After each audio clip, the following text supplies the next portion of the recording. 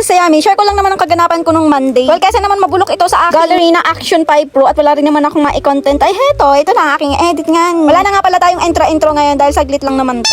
Pagkarating nga namin, nakita ko nga dito si Ate Jet, nagulat nga ako, nandito pala sila. Kasama nga niya dito yung kanyang anak, pero bago nga pala ang lahat, ayan dito, ako makikicharge nga ni muna at lobat na nga ni Baya. Kinapalan ko na talaga mukha ko para nga ma-charge lang at lobat na talaga at wala na talagang percent, kunti na lang at magbababay na. Pambawi ko nga pala sa inip ko yung pagsa-cellphone ko habang ako'y OP. Usapan nila kung sakali. Huy. Actually, itong araw nga palang itinaimbat nga pala kami pumunta din at makikai. Aba, huy, salo nakikai. Actually, talagang totoo niyan ay nagbabalak nga silang gusto nilang mag-foodie. Kaya naman na-invite din kami nung kaibigan ng asawa ko na Chinese. New friend ba? Well, shoutout na nga pala kay Kuya Jen yung nagpapaapoy nga. Nandito nga pala kami sa Pakabit this time at ito, dito lang naman, malapit lang din naman sa aming bahay nga. Malapit lang malapit lang. Oo. Natutuwa nga ako na dahil nandito rin nga pala si Ate Jot, kaya naman di ako naiinip at ako'y nakikipagkwentuhan ng maigi baya naman. Habang yung kanyang asawa ay busy sa pag-iihaw nga nitong barbecue na may paa na may baboy. O, di ba?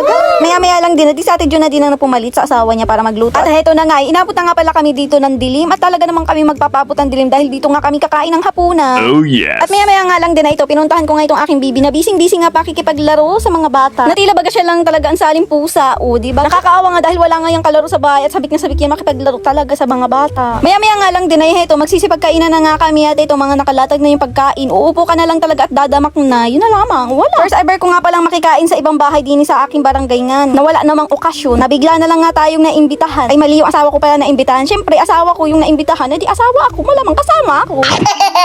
Di baga? Sige na, bye-bye!